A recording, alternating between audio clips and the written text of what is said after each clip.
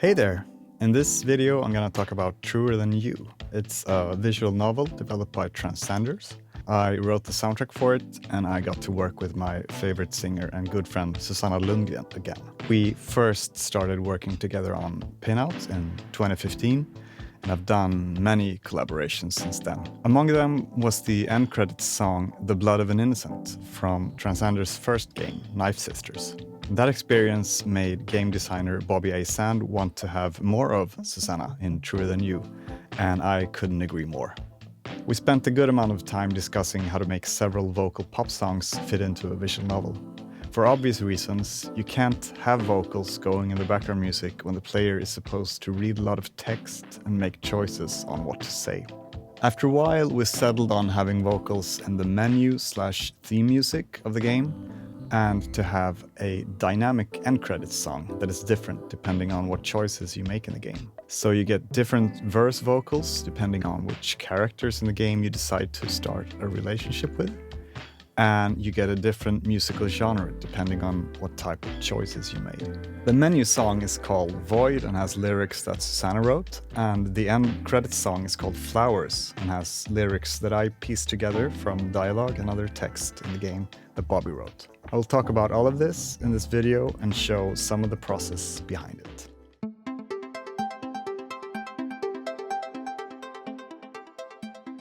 Yeah, so this is the song Void. It started out like an instrumental demo. I didn't even think that we would put vocals on it, but that demo sounds like this.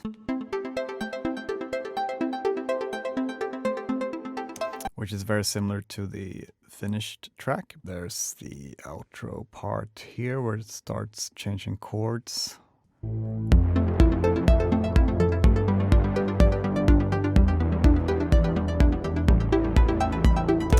Which, when I made this part, it almost made me laugh because it kind of has the same chord sequence as Never Gonna Give You Up by Rick Astley. So I was sort of laughing at myself in the studio thinking, can I really do this? But it stuck around. And when Susanna came in, she started adding stuff to it that made it sound less Rick Astley-ish, believe it or not. So that stayed in. So I sent this demo to Susanna and she really loved it. And she wrote some lyrics and she wrote a brand new melody for it as well, which I hadn't anticipated. My idea was sort of that she's probably going to sing the melody that's already there. I'll play you an example of that.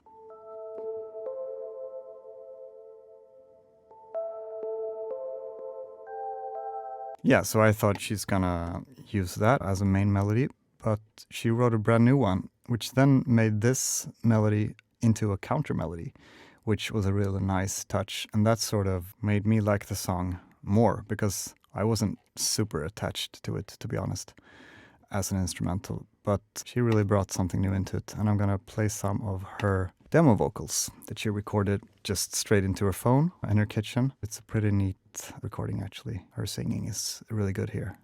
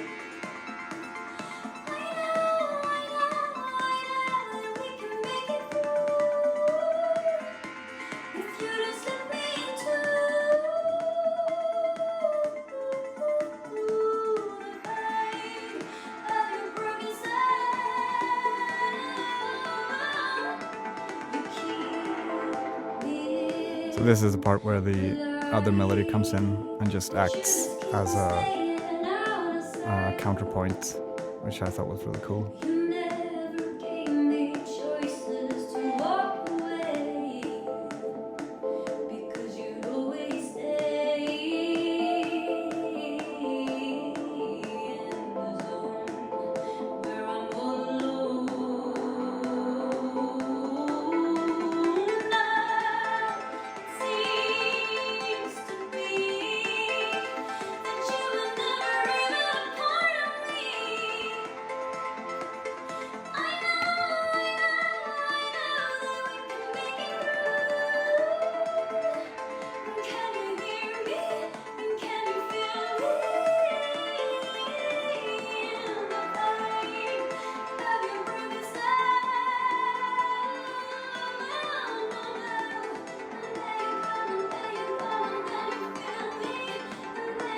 At this point she hadn't written the lyrics yet, so she's just ad-libbing stuff.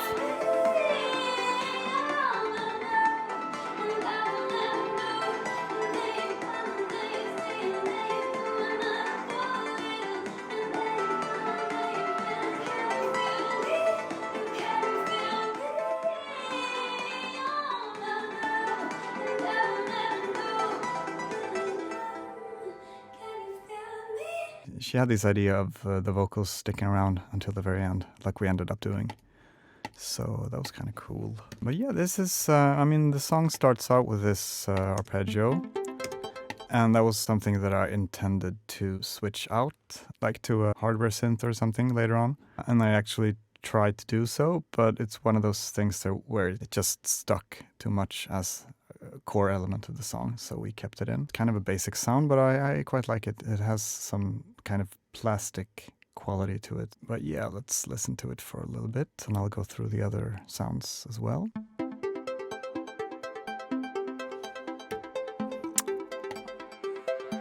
I'm doing some automation on it, just to make it come alive slightly in the beginning when there's not much else going on. What else? There's this sound.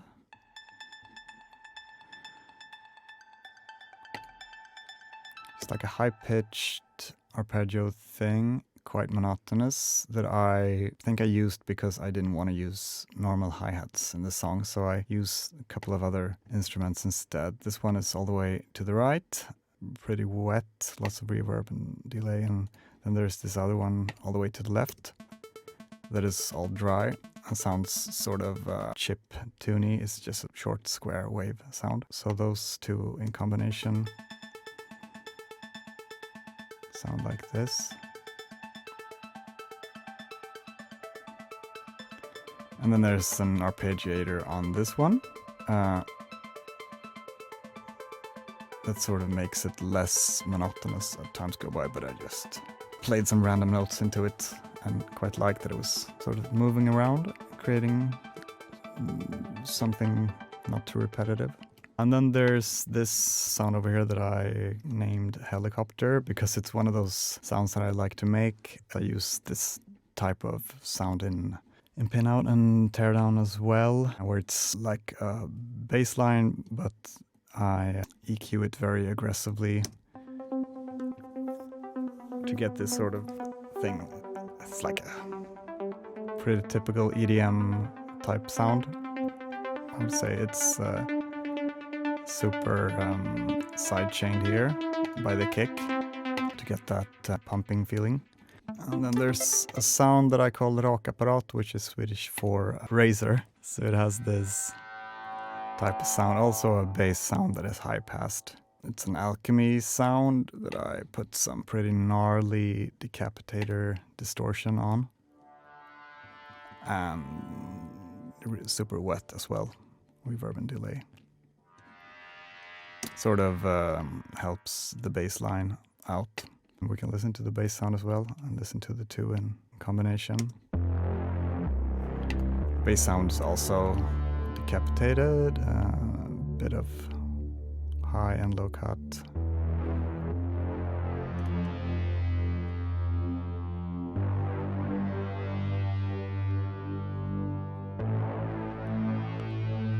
And they're not like perfectly in tune either. They're quite nice together. And then we have these bell-like sounds that I played before. This major one, that's like probably a sine wave. Oh, it's a triangle wave, but it's pretty sine-like. And then I double it with a sound that has a bit more high-end and shine, so that it pops through the mix a bit better. And then there's the kick sound, and I got this idea to have this track very like rhythmically sparse and minimalistic to begin with, so that's why I have these two like FM-esque synth sounds instead of hi-hats and stuff. I wanted to get the most out of this kick sound, so did a bunch of stuff with it. We've got these little things that sound sort of like tom fills happening, but it's actually just different pitches of of the same kick, and I send it to the reverb and the delay at one point over there. And I mean, this is the type of thing you could obviously do with a bunch of different tracks, but it's one of those things that I wanted to keep it minimal and just sort of make the most out of one instrument, see how far I could push it, sort of. So there's that, and then there's something over here.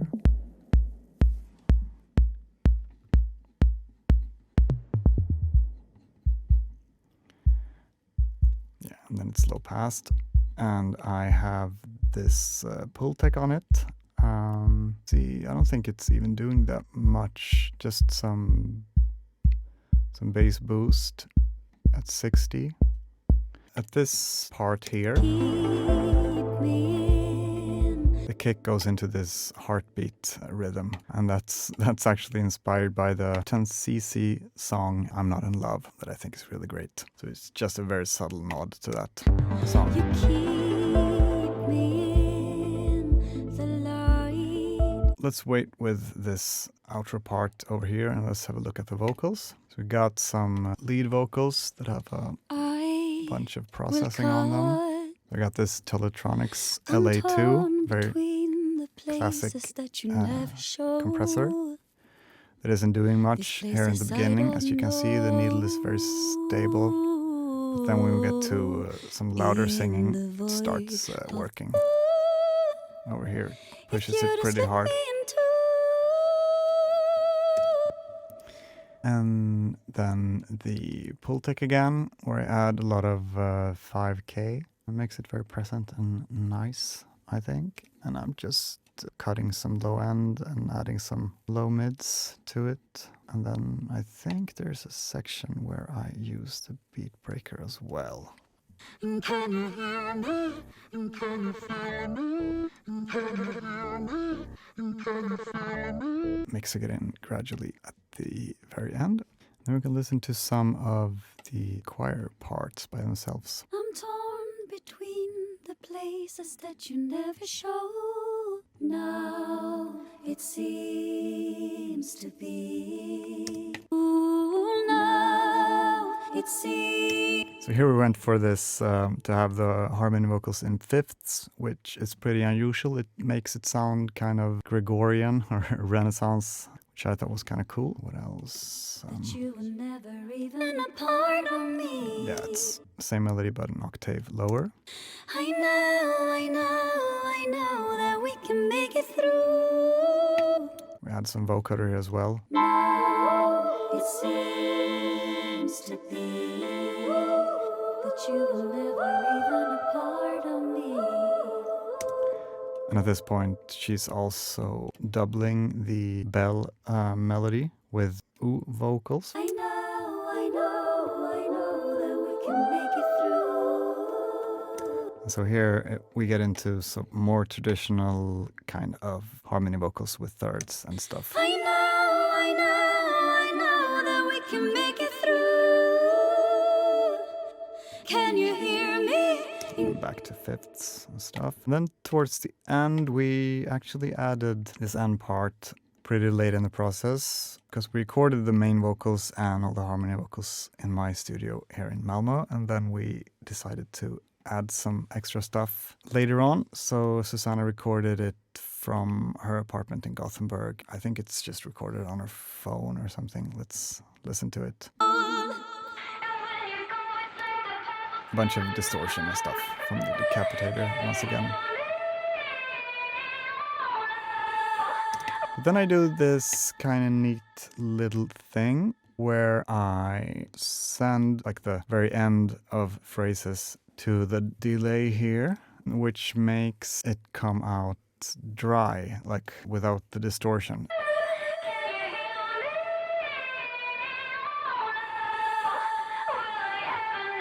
So if we listen without the distortion, it sounds like this.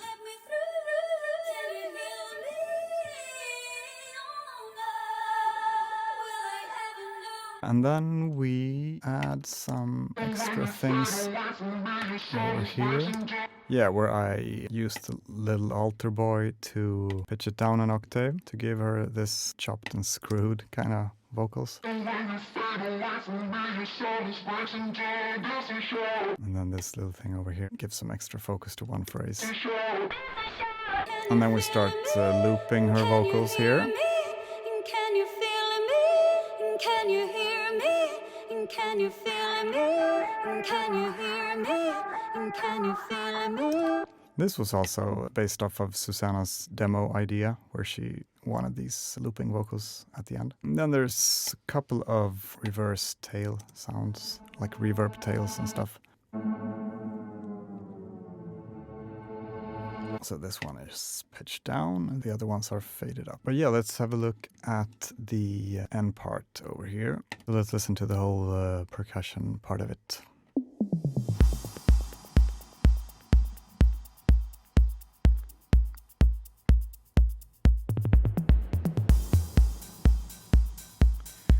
So this part is really inspired by a couple of specific songs.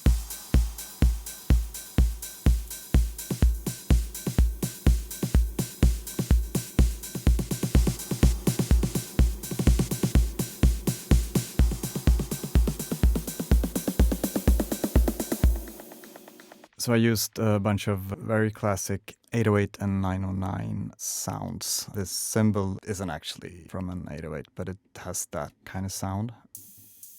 This one. And this open hi-hat, 909 hi-hat, which gives a very 90s vibe. And most importantly, the snare that has a sound that I fell in love with as a kid when I heard Madonna's song Vogue, for example. It has these really beautiful 909 snare fills. And the whole section is also inspired by two Björk songs, Hyper Ballad and Hunter. Hunter also has these wonderful snare things going on with like little ghost notes and stuff. Like over here, those little triplets.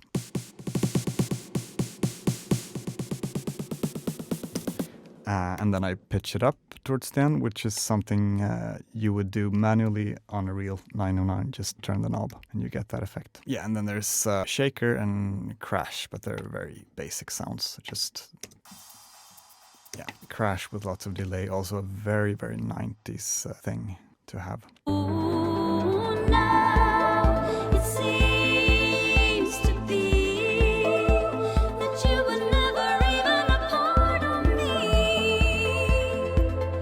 I know that we can make it through. Can you hear me? And can you feel me in the void of your broken soul?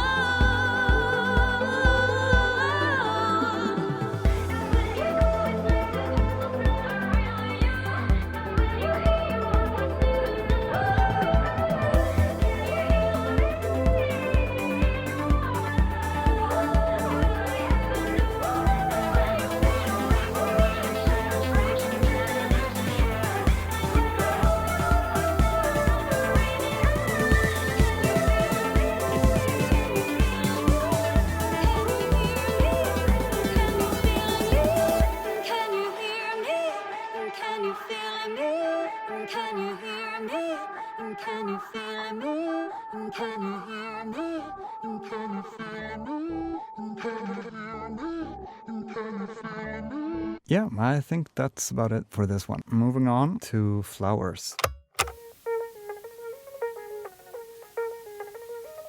And as I mentioned, the idea with this Flowers song is that it plays at the very end of the game in the credits, and it's different depending on what choices you made. So certain choices give you this pop version, and you can also get an emo version with electric guitars and stuff. And then there's a piano version that is sort of electronic processed piano. And then for the soundtrack version of the game, I made an ambient version as well. That isn't actually in the game. So in the game it's 3 genres and 4 different types of verse vocals. Yeah, so this is the project where I made the pop version of Flowers and the emo version of Flowers. I wrote the pop song first. The idea for this one was to make like an electronic pop song, but have it sound tonally like a sort of late 90s Midwest emo song in terms of melody and harmonies. Production-wise, have it almost like a Carly Rae Jepsen song, like a modern, super melodic, punchy pop song. Yeah, so I'll fold it all out here. And we can have a look at the different tracks. There's quite a lot of them, for me anyway. So the song starts out with this cassette tape effect, and I sort of filter the main ostinato melody here.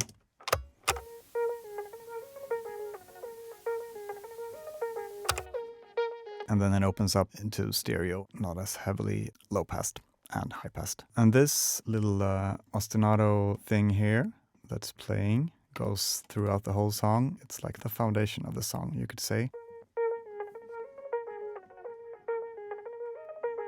And it's a pentatonic thing, which I think was my little way of nodding to the fact that the game, Truer Than You, is set in like a fictive place that Bobby, the game designer, refers to as Scandinavia. You could say it's kind of like a mix between Sweden and Japan. So I just went to, the very core idea of my very, very basic understanding of Asian traditional music, and I thought, let's do something pentatonic. So I was sitting at the piano this summer day several years ago when we worked on the game, and I wasn't supposed to work. I was there with my kids and we're supposed to enjoy the summer, but I sat at the piano instead and recorded a little sketch on my iPhone, and it sounds like this.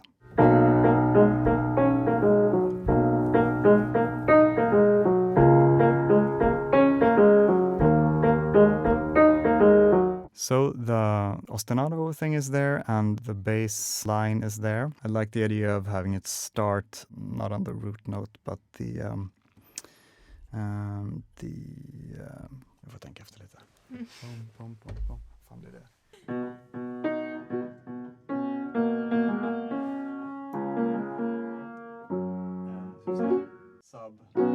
Subdominant. Yeah, so the idea was to have the bass line start at the subdominant. Let's skip ahead a bit.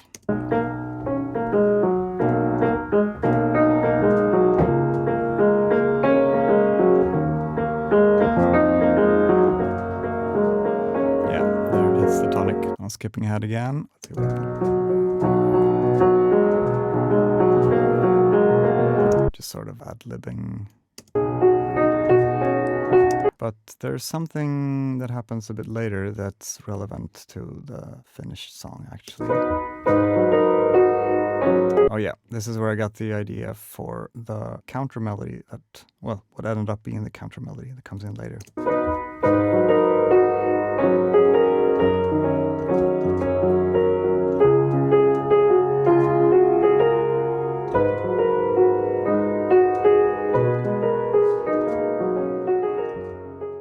That's it. But yeah, this sketch was important for sort of unlocking the basic idea for the song. So let's head back into the pop version here. There's something over here.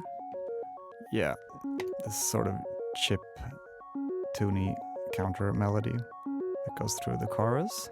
And then there's a bunch of chord things that are related to each other. I'm going to move this around a bit so we play the whole chord thing together. I had recently bought a Prophet 5 synth that I wanted to use. So I recorded two very similar parts here and hard panned them left and right, and then I doubled them with kind of similar retro synth that I also micro shifted a little bit. So you get this nice combination of like beautiful fat sawtooth waves.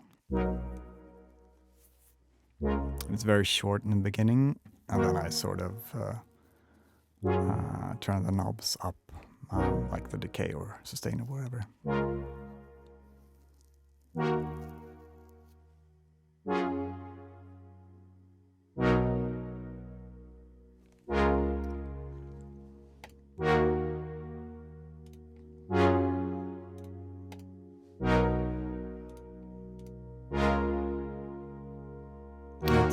Yeah, the action is mostly happening in the prophets.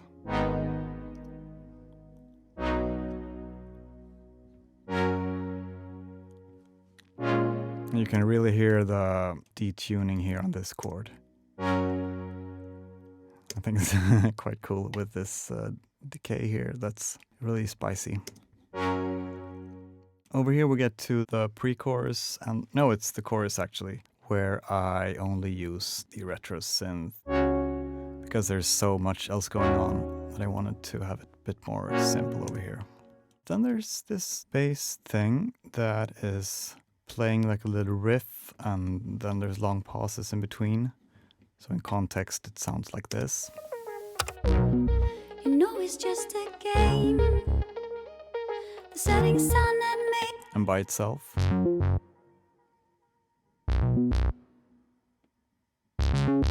Has a nice presence there, I think. I add another bass synth in the chorus. And perhaps, yeah, there it is.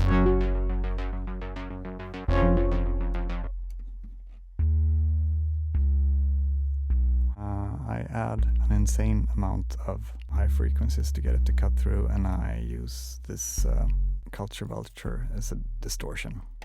It doesn't really cut through anyway, but it gives some sort of presence to that bass sound. Then I did this little thing where I think I bounced a part of this guy to have sort of call and response thing. Somehow I based this sound off of this sound. I can't remember what I did, but I wanted to accentuate sort of the major 7th note in the scale. And then there's this thing that I called Kraftwerk, which, yeah, it's this chopper helicopter kind of sound that I apparently love to use in every song.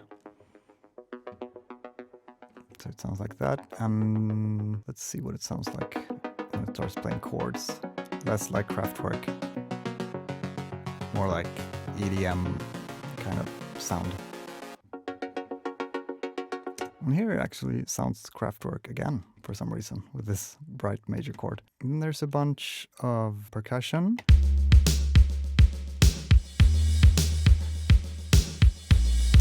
This thing that I sometimes do where I have a crash cymbal play pretty intensely all through the chorus just to add some excitement. I mix it very quietly, but it just adds some excitement to the chorus. Let's hear it in context. But everything I need is in my own head. It's this one over here. Doesn't sound good on its own at all, And if but it's it's just... a color sea, the ruins will look beautiful. That's an ugly cymbal sound that sort of fits into the whole picture. Yeah, there's this really high-pitched violin thing as well. Yeah, it's also a subtle thing. It's extremely quiet in the mix. 7 flowers. It just adds this sort of romantic feeling. Pesa Fredrik. Let's head on down and listen to some of the vocals by themselves. This is the vocals that you get if you chose to hang out with Ariel the most in the game. You know it's just a game. The setting sun had made her hair take And then fire. I'll switch to another one, Indira. I don't like the dark. Indira told me it won't be the last time. Why did I? And this one called Rin. Rin is the main character of the game that you play as. So this is in those cases where you don't spend too much time with the other characters. And then there's also a version for Sylvester, another character in the game. By the house. So if we play them at the same time, it'll sound weird, but it's the same melody. City has a dream. And cities on the streets are just a fire. For every time it changed, you said one time it will be the last time. That's pretty funny. The chorus is exactly the same in all of the different text versions. Flowers, underneath your pillow. And the pre-chorus as well, which we're in right now. This is the pre-chorus. Flowers, Then I'll continue on playing just the vocals. dreaming. But everything I need is in my own head, and I don't need much anyway. Even if it's all collapsing, the ruins will look beautiful. Ruins will look beautiful when night and day are just as one. Bonfires will burn, bonfires will burn, 'cause there will be a summer solstice, even if we're not around. So there's quite a lot going on here. There's 4 layers of vocals here in the pre-chorus. Flowers. Oh, and it's 6 layers actually, because it's a bounce down here with the vocals that are 1 octave below. Flowers underneath your So this is 2 overdubs that are kind of whispery and panned out to the sides. Another one, underneath your pillow. and this is the main one. 7 flowers. Alright, there's 3 whispery ones. 1 in the middle and 2 on the sides, and the main one. And then we did, actually Susanna mostly did a lot of work with the arrangement of the vocals and planning out sort of, where to have ah vocals, where to have ooh vocals, where to have little like call and response things and that kind of stuff. And we have this ah bounce leading up to the chorus. And some of these were actually recorded at her apartment in Gothenburg really late in the process when we couldn't record more stuff in my studio. So they're a bit noisy, but it works in the context. But everything I need is in my own head. It sounds sort of phasey and weird because I had to remove a lot of noise and stuff from it. But I quite like what's happening over here. Even if it's all collapsing, the ruins will look beautiful. Ruins will look beautiful. That call and response thing there is one of my favorite things about the track. And also the very end where we sort of end on a on a sus chord, which gives it a nice ambiguous feel. Even if we're not around, it's clear. She's singing the tonic triad, but the bass is playing the subdominant, which gives it a feeling of a sus chord. Yeah, let's move on to the emo version.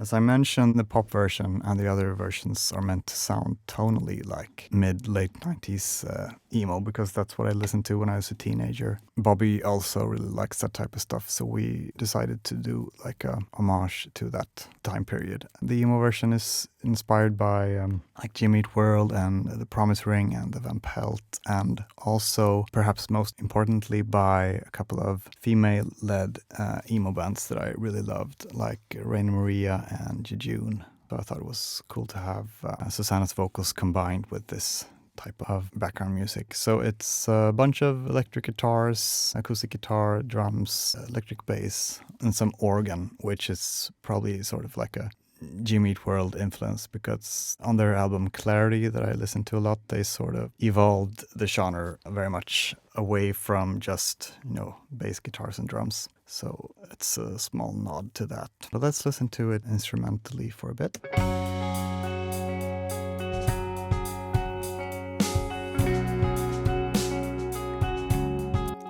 So there's this arpeggio thing that's going through the whole song, which is what makes it really tonally sound like emo, I think.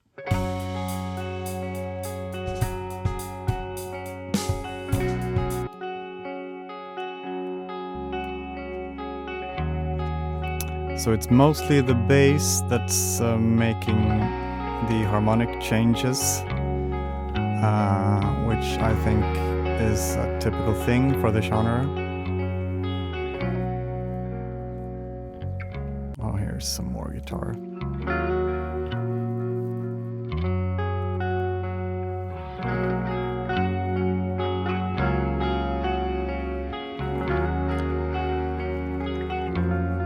Those harmonic notes there are, I think, very much inspired by several Promise Ring songs where they use that a lot. Let's listen to the chorus as well, with the distorted guitars and things.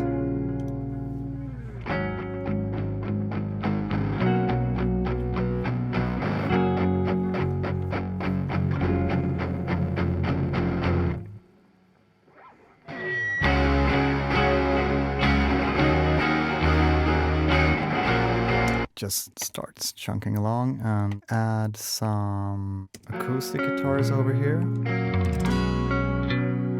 Very crispy. Just added some high end to those. Removed a lot of the low mid stuff that I didn't need. A couple of pretty subtle organ tracks here.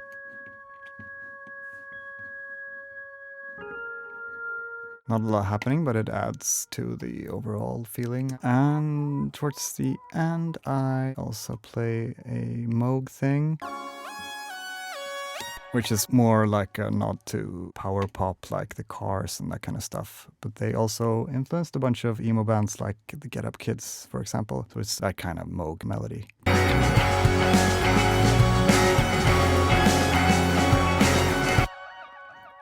Oh yeah, there's some little fun things happening rhythmically in the second verse. I use this Logic virtual drummer for everything. We can listen to some of that as we listen to the second verse. Ariel just looked at me confused. Not a turn of phrase.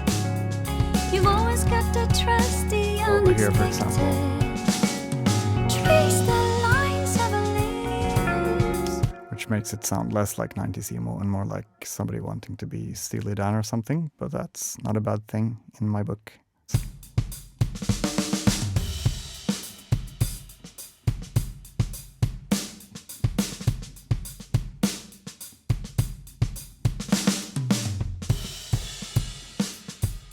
Yes, I think that's about it for that one. Let's move on to the next version.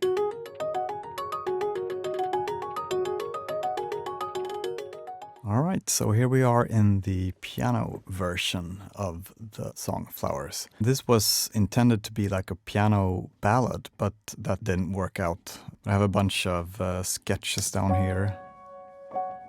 If I play the vocals, we could probably hear it in context. But everything I need is in my own head, and I don't need much anyway.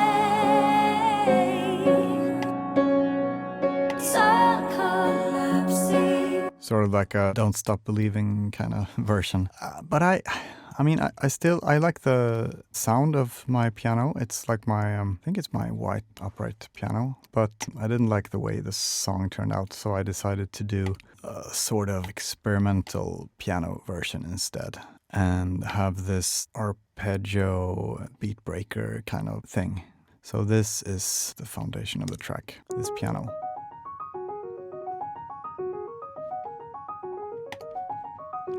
So it's a pretty simple arpeggio. Then there's this beat breaker stutter pattern, and then it's sort of doubled by this sound from this alchemy patch that sounds like this. Some kind of metal percussion. In combination with the piano, it makes it sound sort of like a prepared piano where you put like little metals, like cymbals and objects on the strings of a grand piano.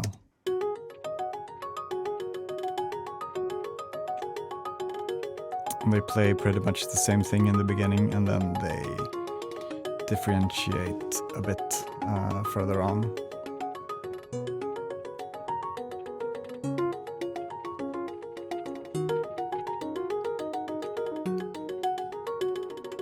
So this little thing that you heard here, that stutter thing, is happening because I got this remix effects on the master bus. Yeah, you see the thing that's happening down there. So that's the foundation of the track. And then there's steel drum bass. So I thought about having a more traditional sub bass, but it didn't sound too good with the sort of semi-acoustic sound of the song. So I used low-pass steel drums instead. And the little glitches that you hear aren't in the sound, it's the remix effects. And then there's this wobble buzz bass, which sounds like this.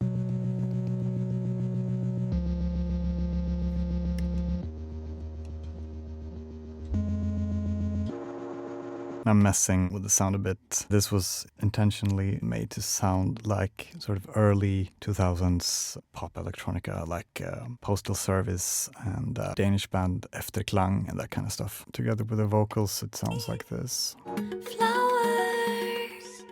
under. This little reverse sound there leading into... Oh yeah, I should mention this one. There's this piano track here that's just playing like one note at a time. And that's just due to the fact that I had this arpeggio thing with a little pause in it. And then I sort of started hearing another note in my head that wasn't there. So I decided to add it. So there's no arpeggiator on this track.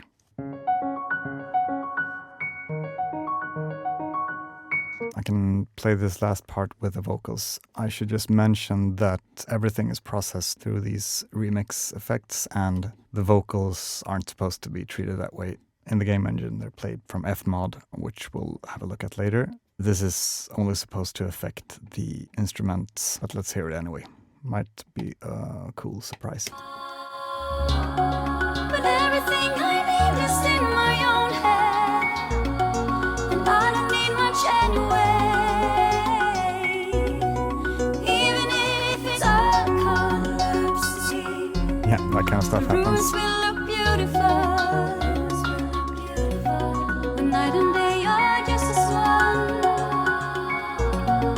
Bonfires will burn, bonfires will burn. 'Cause there will be a summer solstice, even if we're not around. Even if we're not around. Even if we're not around. Even if we're not around. Even if we're not around. Even if we're not around. Even if we're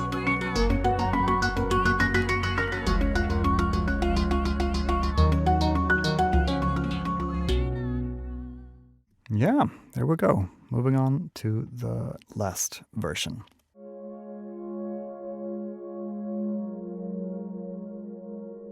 So this is the track that actually isn't in the game, but it's on the soundtrack album.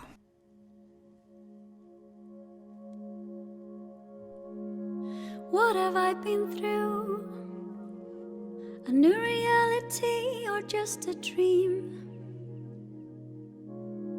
Killing time at home.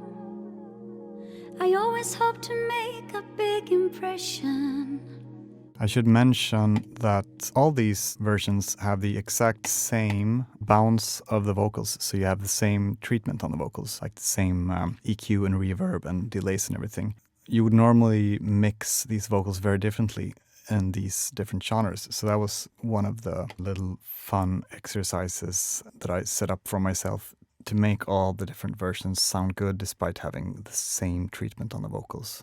So this ambient version started out with me just playing the vocals, and I just used this retro synth sound that I dialed in. That's like a pretty smooth ambient sawtooth sound with very long attack and long decay and sustain.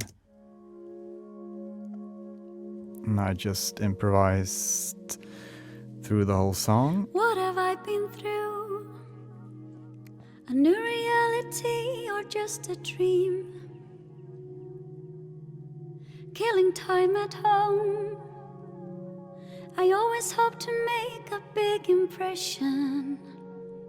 Why did I come here? I was so fed up. Gave myself a chance. Can handle almost any situation.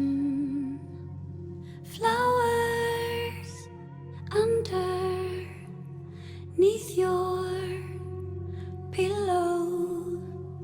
As I said, I was just improvising just to see what happened, and I ended up mostly liking the first couple of bars here, and I felt that I wanted it looped and to have it really sound like a loop as well. It sort of made me think of a favorite piece of music of mine called the Disintegration Loops by William Basinski. I mean, it's not very similar, and it's a completely different type of track, and I wouldn't compare this to it, but it's just inspired me somehow to have this part looped. My choice to have the little altar boy on it and sort of distort it slightly might also be little inspiration from that William Basinski track.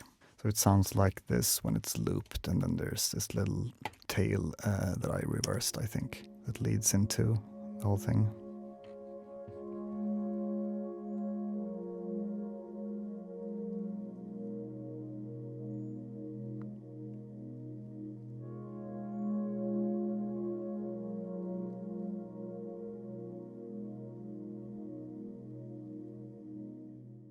So I add this bass over here.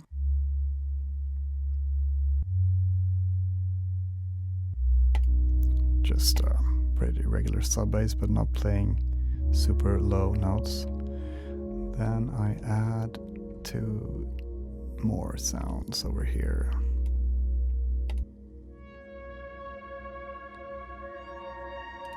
First one is this trebly sort of shimmery thing. It's also just a retro synth and some crystallizer on it that gives it that shimmery feeling. If I bypass all the effects, it sounds very basic and not so shimmery. And then I used Jacob Collier's Audience Choir, which is a lovely plugin that you can get for free. I mostly love to use it in the M articulation. The other ones sound good as well, but there's something about when you set it to M that makes it sound very, very smooth. It's more subtle. It's not that apparent that it's actually humans singing. So I think it's a beautiful sound.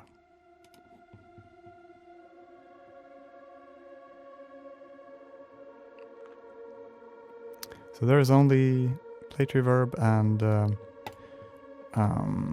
tape delay from Echo Boy on it, but it still sounds almost otherworldly, I think, and it has a very human feeling, but doesn't necessarily sound like a bunch of humans singing. It has a sort of string-like quality somehow.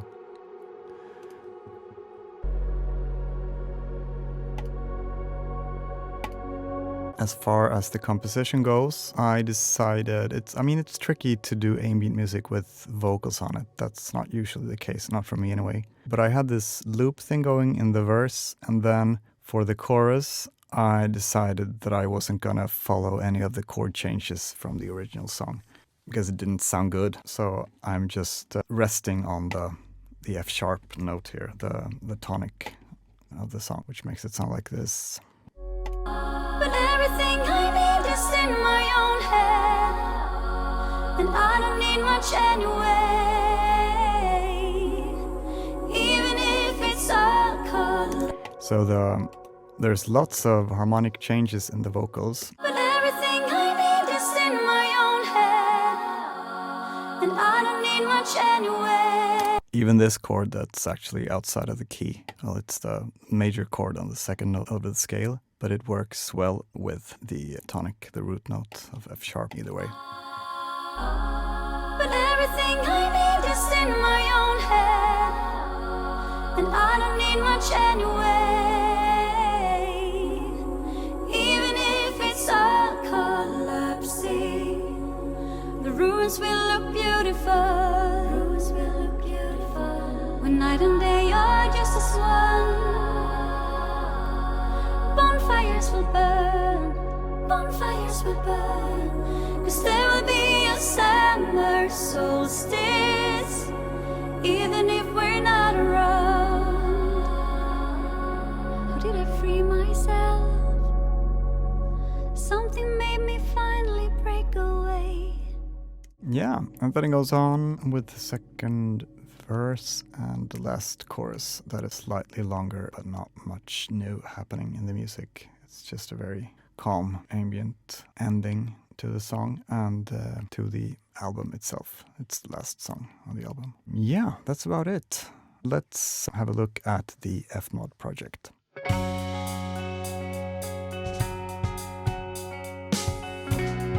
You know it's just a game. The setting sun had made her hair take fire. What do you suggest? Talk all night and then we'll go out dancing. Being here with her, a chili flavored sweet, feels just like a smile. A mermaid on the rooftop late at night. Flowers underneath your pillow. 7 flowers, believing, dreaming. But everything I need is in my own head, and I don't need much anyway. Even if it's a collapse, the ruins will look beautiful. Night and day are just as one. Bonfires will burn, bonfires will burn. Thanks for watching. I hope you liked this video. Feel free to leave a comment, like and subscribe, and make sure to check out my other videos as well. See you next time.